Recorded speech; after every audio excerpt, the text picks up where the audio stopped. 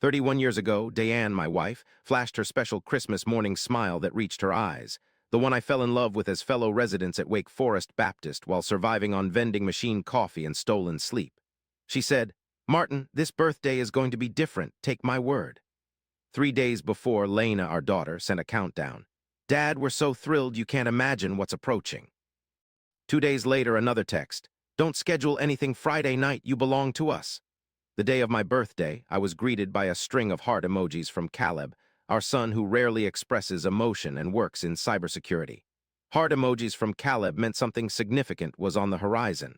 I am Martin Grayfield, turning 55 years old. For 2 decades and 3 years, I served as a family physician in Greensboro, North Carolina, always prioritizing others, patients, relatives, this community. I presumed my birthday would offer me the company of cherished loved ones at a desired table. Yet here I was at the Painted Table on Friendly Avenue, a restaurant I had unsuccessfully tried to reserve for years, alone in a booth for 4. The hostess seated me with an understanding gaze that one reserves for delicate situations. 4 menus, 1 person, and then the chair opposite mine creaked back, revealing a stranger who sat down, flattened her hands on the table, gazed intently at me, and announced, "Continue eating, or I'll need to disclose something that could spoil your appetite for quite some time." Without inventing anything more bizarre, let me share an extraordinary event that transpired one night. Stay tuned, as this narrative is not centered around a birthday dinner. Instead, it delves into what one may overlook when avoiding scrutiny for 30 years. If this tale resonates with you, subscribe to our channel and comment below. Here, we explore tales of ordinary individuals discovering they've been living beside the extraordinary or the dreadful all along. Click like if you wish for more, as your support truly matters. Now, let's rewind. Diane and I crossed paths at Wake Forest School of Medicine in the autumn of 1993. She specialized in internal medicine while I was venturing into family practice. We often joked that I managed people's entire lives, while she focused on the intricate machinery beneath their skin. Originating from Charlotte, she grew up in a house with a pool and a father who donned suits for weekend breakfasts. Born in Ashboro, I was the son of a mechanic and a woman employed at the sheriff's office dispatch. Diane always admired my authenticity, claiming I didn't put on any act. We tied the knot in 1996, welcoming Caleb in 1998 and Lena in 2001. Our abode was in Fisher Park neighborhood, a 3-bedroom house whose back porch needed frequent replacement due to my choice of inferior wood. I established a medical practice on Summit Avenue that expanded into a team of 6 physicians. I endured 2 seasons as Caleb's little league coach, eventually being asked to step down gently by him. For 4 years, I escorted Lena to dance recitals in Chapel Hill every other Sunday. Reflecting on the past, I can identify the instant when tranquility started, though at the time I misconstrued it as satisfaction. Approximately 3 years ago, Diane began working extended hours. She assumed a consulting role with a Raleigh-based hospital network, focusing on restructuring their internal medicine intake procedures. It became clear she excelled in systems and was exceptionally talented at everything. I'd often remark at social gatherings, "Diane could manage a nation."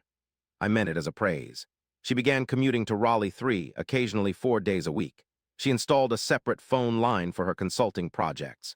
Her sleep schedule shifted, with bedtime delayed and wake-up time earlier, giving the impression she was restructuring her days around an unknown factor. Our son Caleb, who works remotely and could work from anywhere, had moved to Raleigh 18 months prior, citing a job opportunity as the reason. He spoke of the city's suitability for him. Lena was finishing her MBA in Durham. I reassured myself that they were young and establishing their lives. However, when I reflect now, what stands out is that both had stopped querying about my work. For 2 decades, they'd asked about patients under different phrases like "tough day, Dad," or "anything interesting today." It was a common thread in our meals. The celebration ceased not abruptly, but like a radio signal losing strength as one drives beyond its range. I assumed my days of interest had ended for them. I believed turning 55 made fathers invisible to their children, a notion shared by many men. We discuss it casually on the golf course at Bryan Park, as if it's a natural occurrence in the weather.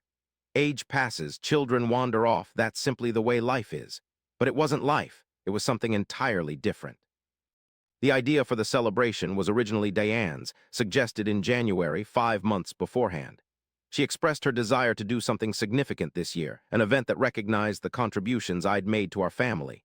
Her choice of words, significant and recognized, struck me as lovely.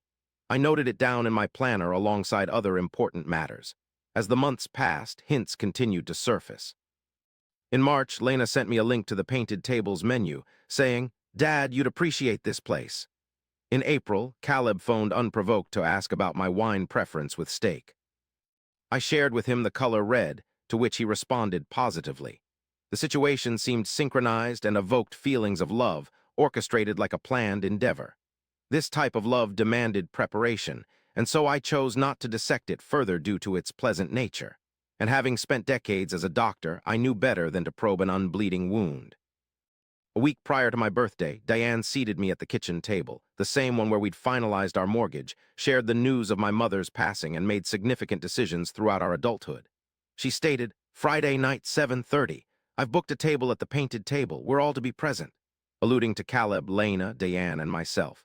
I purchased a new tie navy with a thin white stripe, the last time I'd done so for a personal event being 6 years ago.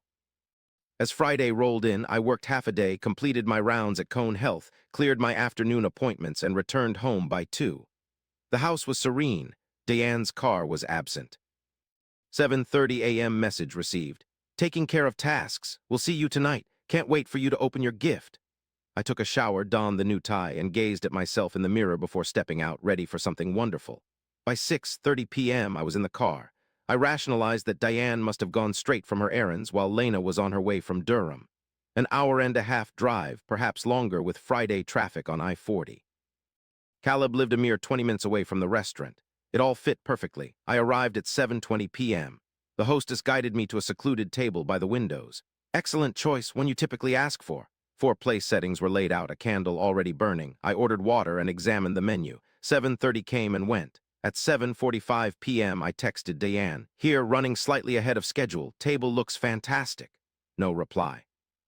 I texted Caleb, "At the restaurant, still open." Still no response. Lena's message arrived, "Hey dear, at the Painted Table." "See you later," I responded. 8 p.m., opting for a glass of wine to keep my hands busy. The pair at the adjacent table had been surreptitiously glancing my way, the way one avoids confronting discomfort. A solitary older man dining at a 4-person table is a distinct form of melancholy. I knew their thoughts. I'd harbored similar ones about others in different circumstances, prior to realizing how easily one can wind up in such a situation. At 8:15, I selected the salmon not from hunger, but because I overheard the hostess quietly discussing something with a server, likely concerning me, and I had no intention of lingering at this table, appearing like a man anticipating an absent life. It was then that the chair moved back. She appeared to be around 40. Her hair pulled back hastily, as if done in a car, wearing a blazer over a t-shirt. She appeared as if she hailed from another realm, having made a significant choice en route. She took a seat opposite me without an invitation, flattening her palms upon the pristine tablecloth while fixing her gaze squarely upon me, the demeanor of someone who had been meticulously rehearsing a dialogue and was now ready to engage in it. "Continue eating," she said. "Otherwise, I'll need to disclose something that might suppress your appetite for quite some time." I paused mid-bite. As a physician, I've relayed unpleasant news countless times. I recognized the visage of someone burdened by an unwanted burden. "Speak," I said. Her name was Jessica Talbot, a paralegal from a firm in Raleigh. She had spent the last 7 months working on a case. She managed to find my email address through my practice's public website. She claimed she had sent me 2 messages that remained unopened. She displayed the sent folder on her phone as proof. She had traveled to my spam for 45 minutes on a Friday evening, to a restaurant where she hadn't made reservations, claiming to be meeting the man at table 9. She informed me that she was handling a divorce filing case. She disclosed that during her document review, she encountered my name. She explained that she had no legal duty to contact me, but chose to do so because she had a father who was a physician, and because she thought certain information should not remain concealed. Later, she revealed that Diane filed for divorce 6 months earlier, not just planning to, had actually filed 6 months ago with paperwork prepared by a firm in downtown Raleigh which named me, and the proceedings were already progressing. I remained motionless. Outside, Friendly Avenue carried its distinctive Friday night sound, traffic lightening, people heading towards restaurants while leaving their workweek behind. "There's more," Jess added. "Here is what I didn't know." 16.5 months prior, Diane covertly altered our financial setup. Her consulting gigs in Raleigh were legitimate. She indeed accepted a contract. However, the earnings from this work weren't deposited into our shared accounts. Instead, they ended up in an unbeknownst to me account opened in her name at a Wake County bank. Over that 16.5-month period, around $60,000 transited through that secret account. Some of it was hers, some were funds from sources Jess was cautious about revealing, being part of ongoing legal procedures. Caleb relocated to Raleigh to be near his mother, not for employment reasons. He had been aware of the divorce paperwork for at least 4 months. Lena knew for 3. The event we dined at wasn't a dinner, it was something else. On the prearranged date, Diane intended to serve me divorce papers at a restaurant during my birthday celebration with our children. However, last-minute events led to a change of plans. A dispute had arisen. Jess, not involved in the case, merely had access to certain documents, was not guessing or speculating. The plan was canceled that day. Diane called off the dinner. Caleb and Lena were informed, but I was not. Consequently, I found myself alone at the restaurant, dressed in a new tie, seated at a table for 4, as the candle flickered, because my wife had decided not to serve me divorce papers on my birthday and also saw no necessity in informing me of the canceled dinner. I consumed my salmon meal alone, as no one thought to call. Jess departed after 40 minutes, leaving her card behind. She expressed her apologies and hoped that her gesture would be more comfort than pain. I confirmed to her it did, and I genuinely meant it, despite the fact that I hadn't fully experienced anything yet, a typical reaction to shock. Time is required for the brain to absorb a loss before the body can mourn it. For decades, I've advised patients about this. It felt odd to inhabit that statement personally. After she left, I stayed seated at the table for another 20 minutes. I drank the rest of the wine.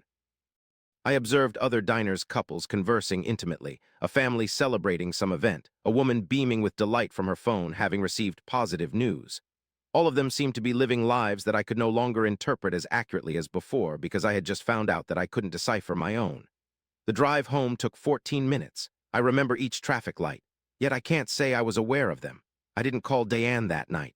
I also didn't reach out to my children. I ventured to my home office, where I store essential files, and delved into the unscrutinized financial records. As Diane was the one adept in numerical matters, I rarely scrutinized these documents. She managed them while I labored through long workdays. Our roles were well defined. My skepticism was rarely stirred. 2 decades in medicine had instilled in me a sense of calmness and an inclination to stick to verifiable facts rather than being swayed by narratives. By 2 a.m., I'd uncovered sufficient evidence to grasp the outline of what transpired, although I still lacked specifics. Details would be revealed later, either through my lawyer, the legal process, or the laborious rebuilding of a life that seemed to have been dismantled subtly while I was attending patients and coaching Little League poorly, purchasing unnecessary ties. At that moment, what I possessed was merely the form. The shape was this: I had been excluded from my own family's core. Not abruptly, but incrementally, meticulously, with a patience that required effort. This wasn't something that happened to me. It was done to me. Those I held most dear in the world were close enough to touch, yet remained silent as this unfolded. I wished to share the phone conversation with Caleb.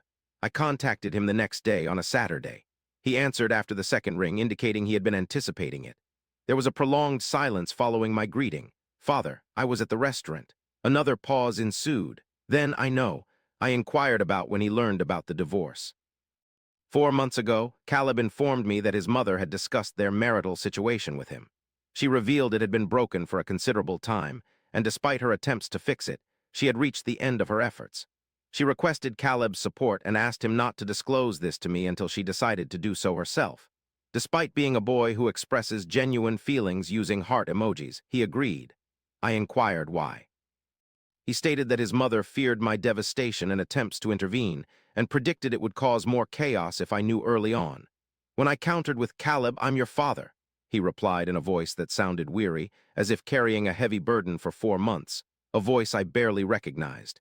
He acknowledged, "Dad, I understand." At the time, I didn't feel the anger that surfaced later on.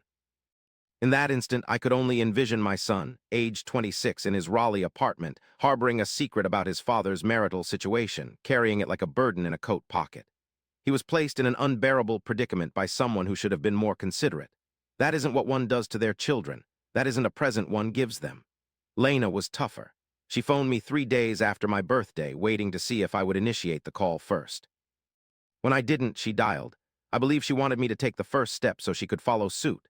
That's always been Lena. She assesses the situation before making an entrance. It's what made her successful in business school and occasionally hard to reach. She said, "Mom, you found out?" I replied, "A stranger at a restaurant told me because your mother failed to cancel the dinner reservation where she intended to serve me with divorce papers." Pause. "Lena, you had 3 months." She wept sincerely, not pretentious or tactical tears, but genuine ones born from the burden of carrying something unwanted. I've dispensed enough unfavorable news to discern the distinction. She admitted, "Dad, I didn't want to deceive you, but Mom kept assuring me it was imminent, that she was preparing to inform you that it would happen soon, and then soon just delayed." I repeated, 3 months, softly. I apologized. I trusted her. The challenging aspect was belief. I believed both Caleb and Lena when they asserted they were ensnared. This didn't diminish the pain, but it altered how I bore it. Diane contacted me on the 4th day. She seemed to have conversed with both children prior to speaking with me. Her tone suggested someone who had attended a storytelling workshop and prepared their argument. She informed me the marriage had been troubled for years. She stated she had waited to ensure certainty.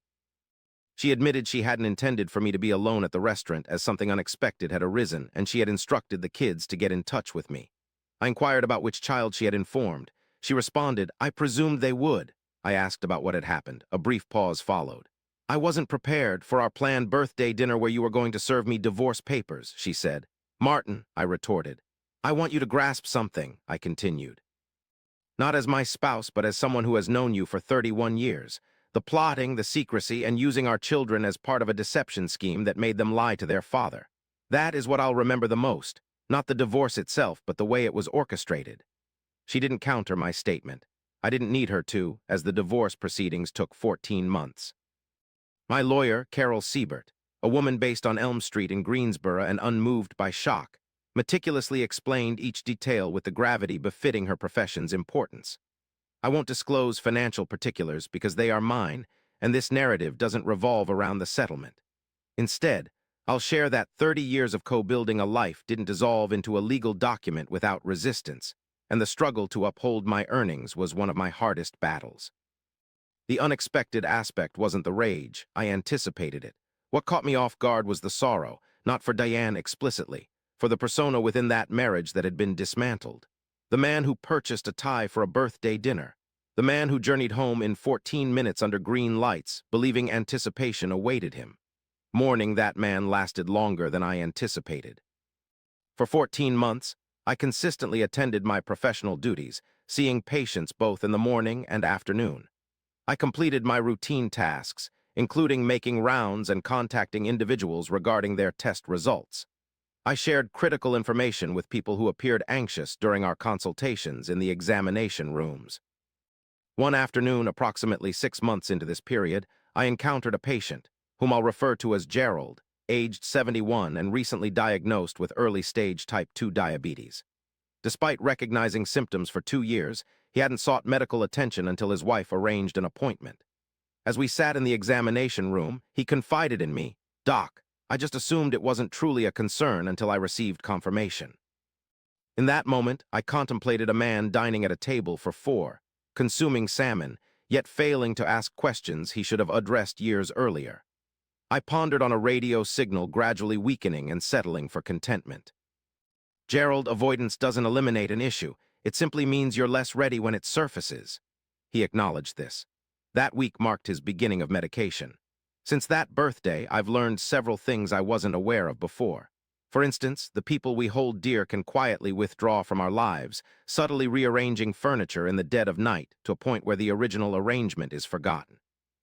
I now understand that loyalty and love are not synonymous, and it's possible for children to cherish their parents deeply while making decisions that prioritize their own preservation.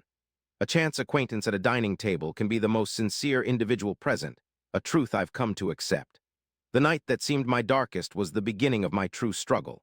A year after the birthday, Caleb and I had a lengthy discussion in November, nearly 12 months later. He traveled from Raleigh, and we visited Bryant Park Golf Course. Instead of playing golf, we strolled the back nine during early dusk, a routine we followed when he was a teenager, allowing us privacy to converse. He confided that witnessing what transpired had altered him, that he'd begun therapy, and that at 26 he comprehended the price one pays for being enlisted into someone else's deception, regardless of who that person was, his mother. He said, I'm sorry I didn't call you that night, Father. I replied, you were 26 and navigating between two parents. There is no straightforward path through such a predicament. There was a moment's silence. I bought you a birthday present, he said. Before everything disintegrated, I never presented it to you. He retrieved it from his coat and offered me a small box. Inside was an ordinary watch, not fancy, the kind you wear casually and forget about. On its back, he had something engraved, for Dad, still ticking. Since then, I've worn it daily. Lena and I took our time walking.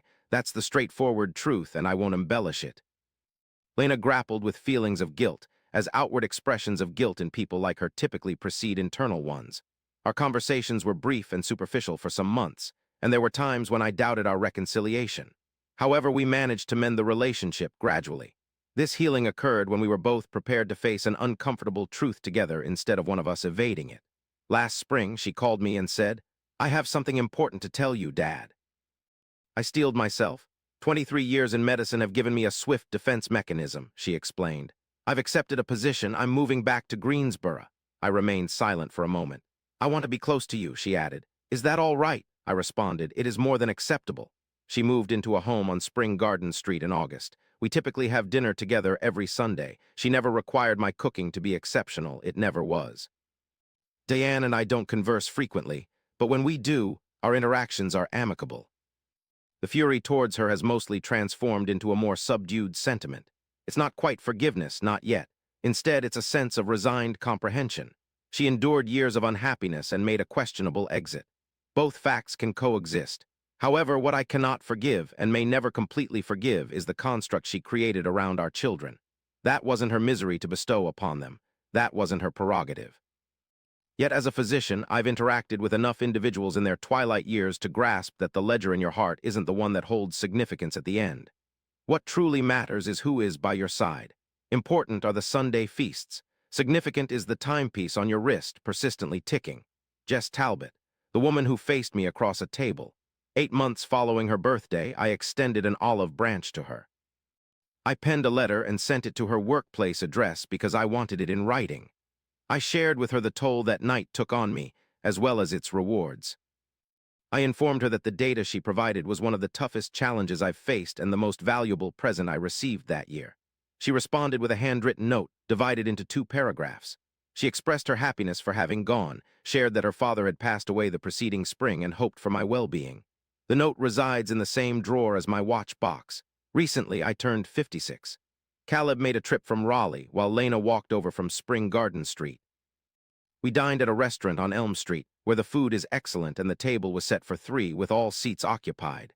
No one brought a gift. There were no meticulously planned surprises. Caleb selected a bottle of red wine, apparently having saved that bit of knowledge for 2 years. Lena narrated an amusing tale about her new coworkers, causing such laughter that it disturbed the neighbors, a feat I consider a triumph. Every year, as the night concluded on our way to the parking lot, Caleb mentioned, "Same time next year," and I reciprocated, "Same time next year." That was the present, just that, the common pledge of our continued presence, that we would appear. That next year, no one would be left alone at a table. My name is Martin Grayfield. I'm 55 years old. I practice family medicine in Greensboro, North Carolina, and have been a physician long enough to understand that the patients who endure the toughest diagnoses are often not the strongest initially. They're the ones willing to remain amidst harsh reality, even when it was excruciating. Enduring is what I know how to do. The chair opposite you could move back at any instant. The one sitting down may bear a burden you'd rather avoid. Let them sit. Let them speak. Whatever transpires next, you can cope with it. I'm a testament to that fact.